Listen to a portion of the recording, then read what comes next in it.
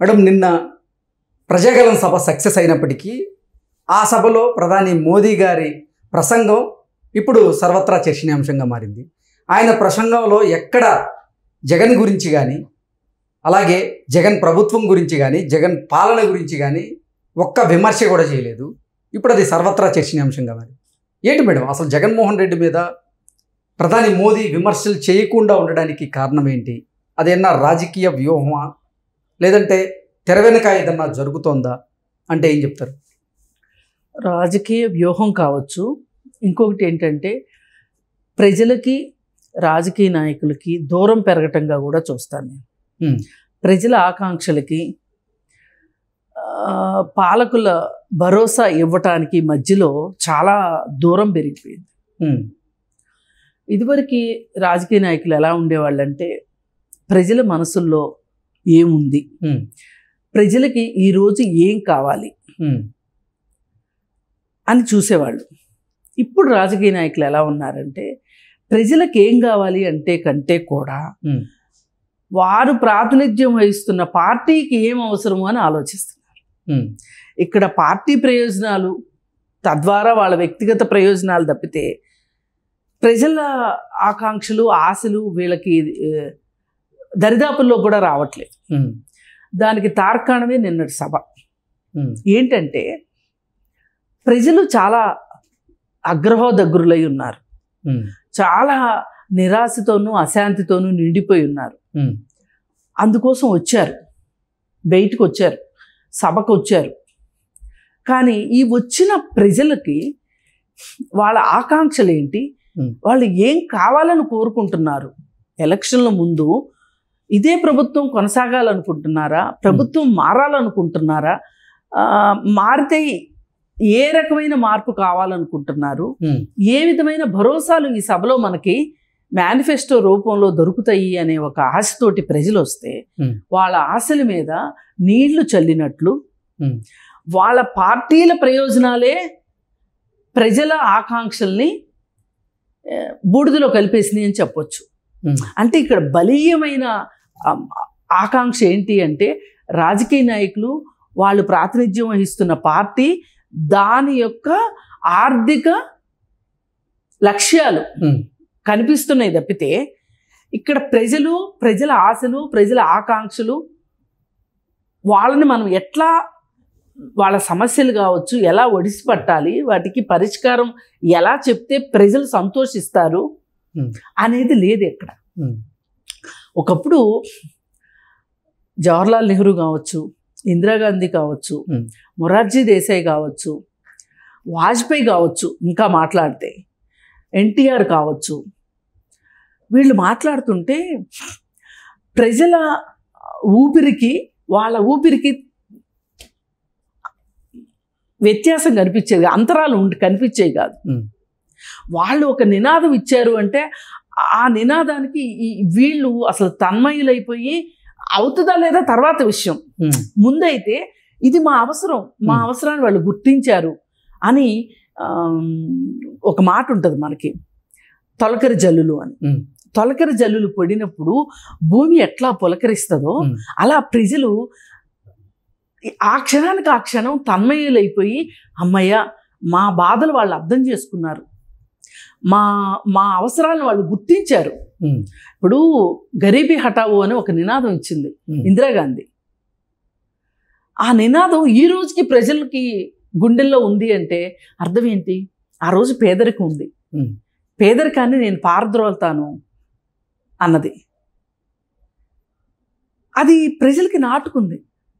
రోటీ కపడా మకా అందామే అంటే ఆ రోజు ప్రజలకి తిండి, బట్ట, గూడు, ఆ మూడు గురించి మాట్లాడింది. అది ఆ రోజు దేశంలో ఉన్న 90% ప్రజల్ని ఉద్దేశించి ఆవిడ మాట్లాడిన మాట. అది కనెక్ట్ అయ్యారు ప్రజలు. ఇవాళ మీకు ఏ ఒక రాజకీయ పార్టీ అని కాదు, సాక్షాత్తు అదే కాంగ్రెస్ పార్టీ కూడా ప్రజల ఆకాంక్షలకు దగ్గరగా లేదు, ప్రజల ఆశలకు దగ్గరగా లేదు. అందుకే వాళ్ళు ఆ ప్రజలు తమ వైపు ఉండేలాగా మసలుకోలేకపోతున్నారు. ఈ మధ్యకాలంలో ఇంత దారుణమైన పరిస్థితుల మధ్య ఇంత గాఢాంధకారంలో కూడా ఒక చిన్న మినుకుమంట ఆశ భారత్ జోడో యాత్ర కల్పించింది. రాహుల్ గాంధీ భారత్ జోడో యాత్ర ఆయన తిరుక్కుంటా అన్ని ప్రాంతాలకి వస్తే రకరకాల ప్రజలు ఆయన కలవడానికి ప్రయత్నం చేశారు.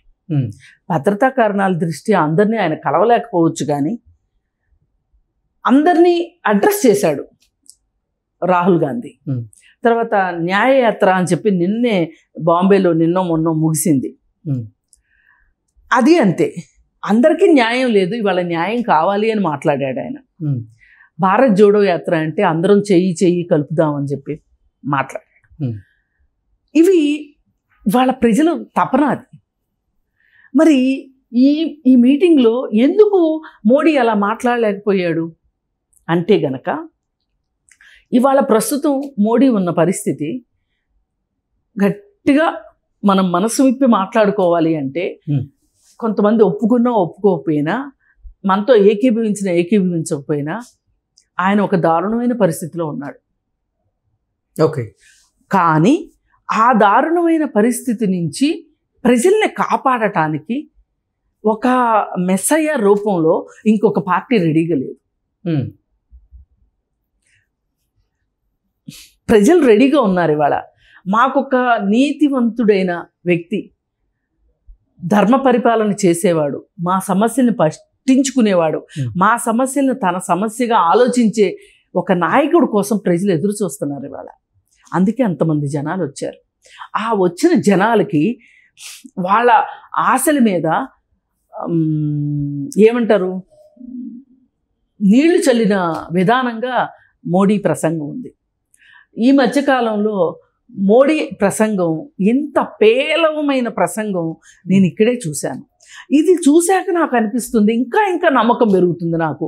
మోడీ తాను మొన్న కేసీఆర్ మాట్లాడుతుంటే ఎట్లా అయితే ఒక సెల్ఫ్ డిఫెన్స్లో పడిపోయిన కేసీఆర్ని చూసామో ఎలక్షన్స్ ముందు, మోడీని కూడా అలాగే చూసాం. ఎంత నిస్సహాయంగా కేసీఆర్ ఎంత నిస్సహాయంగా మాట్లాడాడు మీరు గమనిస్తే. ఓడించండి,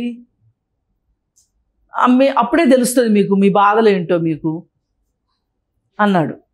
మరి ఇంకొకసారి ఓడించండి, నేను రెస్ట్ తీసుకుంటాను, మీకే నష్టం అని బెదిరించాడు. ఆ స్థాయిలో ఉంది మోడీ పరిస్థితి కూడా. లేకపోతే నువ్వు ఒక పార్టీతో పొత్తు పెట్టుకొని ఇంటెలిజెన్స్ మొత్తం చెప్తున్నది ఏంటి, తెలుగుదేశం పార్టీ గెలవబోతుంది అని చెప్తుంది. గెలవబోతున్న పార్టీతోటి నువ్వు సయోధ్య పెట్టుకొని పొత్తు పెట్టుకొని ఆ పార్టీ ఎవరి మీద అయితే పోరాడుతుందో ఆ పార్టీకి వ్యతిరేకంగా మాట్లాడకపోతే నువ్వు వస్తే ఏంటి, రాకపోతే ఏంటి? మన తెలుగులో సామెత ఉంది, సిద్ధన్న అద్దెకి రాను వచ్చాడు పాను పోయాడు, ఏం చేశాడు అంటే వచ్చాడు వెళ్ళాడు అని.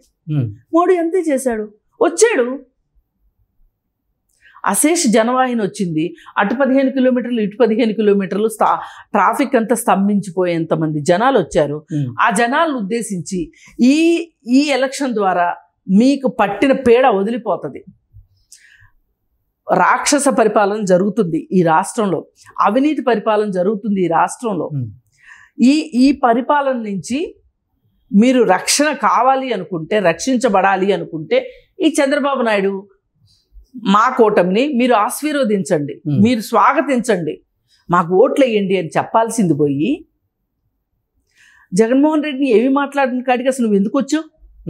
ఫ్లైట్ దండగా ఆ సభ పెట్టడానికి ఎంత భారీ ఖర్చు అయి ఉంటుంది. అసలు ఎందుకు రావాలి ఇలాంటి చోట్లకి? నువ్వు ఎంత ధైర్యం ఇవ్వాలి?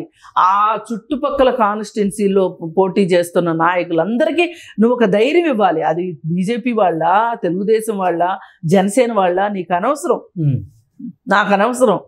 ఆ 3 పార్టీల అభ్యర్థులకి నువ్వు ఒక ధైర్యాన్ని ఇవ్వాలి. మేము గెలవబోతున్నాం, మేము గెలిచి తీరుతాం, మేము విజయదుంది మోగిస్తాం అనే ధైర్యాన్ని వాళ్ళకి ఇవ్వగలగాలి. ఇచ్చేటట్లుగా నువ్వు మాట్లాడాలి. ఎందుకు వచ్చా? ఆంధ్ర చూసిపోదామని వచ్చావా? నువ్వు కట్టనివ్వకుండా చేసిన అమరావతి కట్టని ప్రదేశం ఎలా ఉందో ప్రజలు ఏమనుకుంటున్నారో చూడ్డానికి వచ్చావా నువ్వు? అంటే ఎవరన్నా చచ్చిపోతే పరామర్శించడానికి వచ్చావా నువ్వు? లేకపోతే ధైర్యంగా మీరందరూ ముందుకు రండి, కేంద్రంలో నన్ను గెలిపించండి, రాష్ట్రంలో మా కూటమిని గెలిపించండి అని చెప్పడానికి వచ్చావా నువ్వు? మళ్ళీ పైగా సన్నాయి నొక్కుల మధ్యలో ఏంటి, జగన్మోహన్ రెడ్డి పేరు ఎత్తకుండా మంత్రులు అవినీతి చేశారు. మంత్రులు అవినీతి చేస్తుంటే ముఖ్యమంత్రి గుడ్డి గుర్రాలు పళ్ళు తోముతున్నాడా లేకపోతే గాడిదలుగా వస్తున్నాడా? ఏం చేస్తున్నాడు మరి? ఆయన నేను జీతం తీసుకోవట్లేదు కనుక నేను పరిపాలన చేయాలి, వీళ్ళందరినీ కాపు కాయాల్సిన అవసరం లేదు అనుకుంటున్నాడా? రూపాయి ముఖ్యమంత్రి కదా మరి,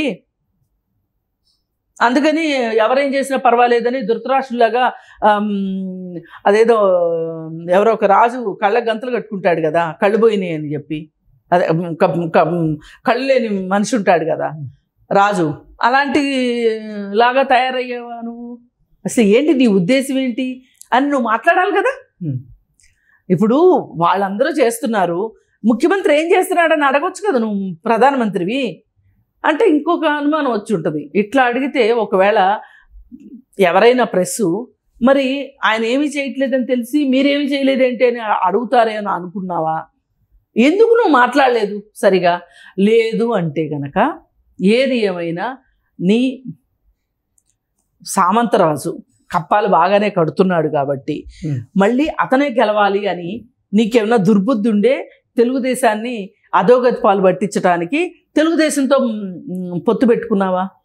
ప్రపంచం అంతా అనుకుంటుంది నువ్వు మాతో కలుస్తావా కాలవ్వా, ప్రేమిస్తావా ప్రేమించవా, లేదంటే యాసిడ్ పోయినా అన్నంత రేంజ్లో నువ్వు తెలుగుదేశాన్ని లాక్కొచ్చి పొత్తు పెట్టుకున్నావని ప్రపంచం అంతా అనుకుంటుంది. అదే నిజం అనుకోవాలి ఇప్పుడు. అంటే నువ్వు శల్యసారథ్యం చేయాలనుకున్నావా? ఏం చేయాలనుకున్నావు? ఓ పక్కన నువ్వు అక్కడ కాంగ్రెస్ లేదు బలంగా, అన్న చెల్లి ఒకటే అని మాట్లాడతావు. ఇంకో పక్కన చంద్రబాబు నాయుడు ఇంకో రకంగా మాట్లాడతాడు. అసలు మీరందరూ కలిసి ఏం చేశారు ఇక్కడికి వచ్చి అంటే ప్రజల్ని కన్ఫ్యూజ్ చేసి వెళ్ళారు. అంతకంటే నాకైతే ఏమీ కనిపించట్లా ఇక్కడ. ఎంత ఎతికినా కానీ, ఇన్ని సభలు చూసాం కానీ ఏ సభలోనూ ఇలాంటి విచిత్ర వాతావరణం లేదు. పైగా ఎన్నికల ముందు అంటే గతంలో చాలాసార్లు జగన్మోహన్ రెడ్డి మోదీ గారికి నాకు రాజకీయాలకు మించినటువంటి బంధం ఉందంటూ చెప్తూ వస్తున్నారు. అవును, అంటే నిన్నటితో ఆ బంధం ఏంటనేది జనాలకు అర్థమైందంటారు? కరెక్టే. జగన్మోహన్ రెడ్డి శ్రేయస్సు కోరుతున్న మోడీ జగన్మోహన్ రెడ్డిని 10 కాలాల పాటు కాపాడే మోడీ. అలాగే ఆర్థిక సంస్థలు, నిఘా సంస్థలు పలానా వాళ్ళ పాస్పోర్ట్లు మీరు స్వాధీనం చేసుకోండి అంటే పాస్పోర్ట్లు స్వాధీనం చేసుకోకపోగా దేశం దాటించాడు ఈ మోడీ కొంతమంది ఆర్థిక నేరస్తుల్ని. ఈ ఆర్థిక నేరస్తుల్ని విదేశాలకు పంపడం ఎందుకులే అని స్వదేశంలోనే అట్టి పెట్టుకుని ఒక రాష్ట్రంలో పరిపాలన చేస్తుంటే నువ్వు చక్కగా చేసుకో, నీకు ఏ విధమైన ఆటంకం ఉండదు, నీ కేంద్ర ప్రభుత్వం నుంచి ఏ విధమైన ఇబ్బంది ఉండదు అని ఇన్వర్టెడ్ కామాస్లో నువ్వు మాకు కప్పం కడుతున్నంత వరకు అని చెప్పినట్లుంది తప్పితే వేరే రకంగా లేదు.